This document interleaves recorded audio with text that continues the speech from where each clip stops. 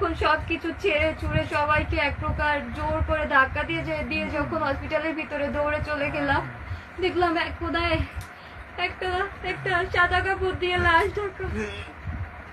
আমার হাজবেন্ডের রানার কনস্টেবল ওইখানে সাদা কাপড় দিয়ে ঢাকা, আর রক্ত রক্ত রক্ত আর রক্ত।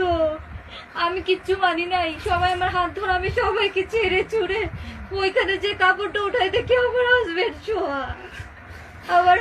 শোয়া, ওর নাকে মুখে রক্ত, ওর এত রক্ত, এত যে রক্ত, বান্ডিল বান্ডিল টিস্যু ভিজে গেছে রক্তে, তাও তলিয়ে যাচ্ছে। পোস্টমর্টম করতে নিয়ে যাবে তার আগের পজিশনে আমি আমার হাজবেন্ডকে জড়িয়ে ধরছিলাম লাস্টবারের মতো, দেখলাম আরে রক্ত, আমার দুই হাতে কত যে রক্ত ছিল, কত রক্ত। আমার হাজবেন্ড অনেক কষ্ট পেয়ে মারা গেছে, আমি জীবনে ভুলতে পারবো না, আমার সারা জীবনের আক্ষেপ থাকবে। আমি আমার শাশুড়ির হাতে পায়েও ধরে বলেছিলাম যে আমার একটু সংসারটা করতে দেন, আমার শাশুড়ি আমাকে সংসার করতে দেয়নি।